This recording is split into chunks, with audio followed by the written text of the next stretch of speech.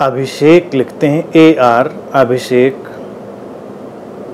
जैसे जैसे हम साधना में आगे बढ़ रहे हैं कुछ ऐसे विचार आ जाते हैं जिससे मन विचलित हो उठता है।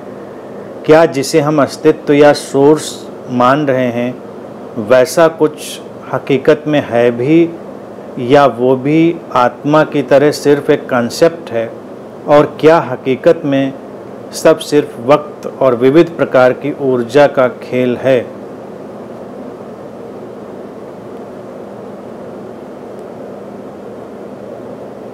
अभिषेक, जो भी बात कही जाएगी वो सब कॉन्सेप्ट हो जाएगी। अगर हम कहेंगे ऊर्जा का विविध रूप, वो भी कॉन्सेप्ट हो जाएगा, खेल वो भी कॉन्सेप्ट हो जाएगा, आत्मा की कोई अलग व्यवस्था वो भी कॉन्सेप्ट हो जाएगा। कॉन्सेप्ट का मतलब एक ऐसा समझने का ढंग है और एक ऐसी व्यवस्था है जहाँ से हम समझने की कोशिश करते हैं। निकटतम कॉन्सेप्ट या अवधारणा का मतलब झूठ नहीं होता, वो होता है निकटतम। निकटतम बात कही जा रही है। अब जैसे मैं यहाँ बैठा हूँ तो अगर ये भी कहा जाए कि ये कॉन्सेप्ट है कि मैं बैठा हूँ, तुम मुझे पैदा कर रहे हो, you are creating this phenomena, तो एक अर्थ में ये ठीक होगा, एक अर्थ में, यानी कि ये कॉन्सेप्ट ठीक होगा कि यहाँ पर अनंतश्री जैसा कोई बैठा नहीं है, तुमने उसको पैदा किया है, तुमने उसको निर्मित किया है, you have created this phenomena. तो तुमको लगेगा तो क्या ये झूठ है? नहीं नहीं, झूठ नहीं है, ये है। लेकिन ये सचमुच में क्या है वो एक अलग बात है। लेकिन जो तुमको दिखाई दे रहा है, जो तुमको समझ में आ रहा है, वो तुम्हारे ही अंतर जगत से पैदा किया हुआ एक फिनोमेना। तो इस तरह से बात को समझा जाता है। तो जब हम कहते हैं कि कॉन्सेप्ट, तो कॉन्सेप्ट का मतलब निकटतम सत्य। पूरा सत्य कभी कहा नहीं जा सकता और कभी कहा भी नहीं जा सकेगा, कोई भी उसको कह नहीं सकता, ना आज तक कहा है किसी ने, ना आगे भी कोई कहेगा। तो इसीलिए कॉन्सेप्ट शब्द का उपयोग मुझे प्रीतिकर है, क्योंकि ये तुमको हम्बल बनाता है।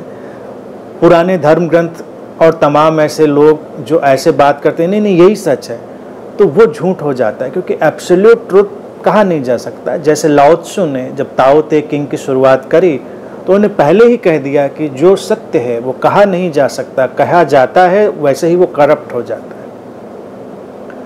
तो जैसा कि तुमने पूछा है कि ध्यान साधना में कभी कभी कुछ ऐसे विचार आ जाते हैं जो विचलित करते हैं, तुमको बाधा डालते हैं, तो लिखते हैं कि बीमारी की बात अभिषेक ने लिखा है कि करें तो मैं 5th स्टैंडर्ड में था, नॉर्मल हेल्थ, खेलता कूदता, लेकिन अचानक से इंटेस्टाइन गैंग्रीन हो गया और 3-5 फीट स्मॉल इंटेस्टाइन काटनी पड़ी। डॉक्टर्स भी नहीं बता पाए कि ये कैसे हुआ।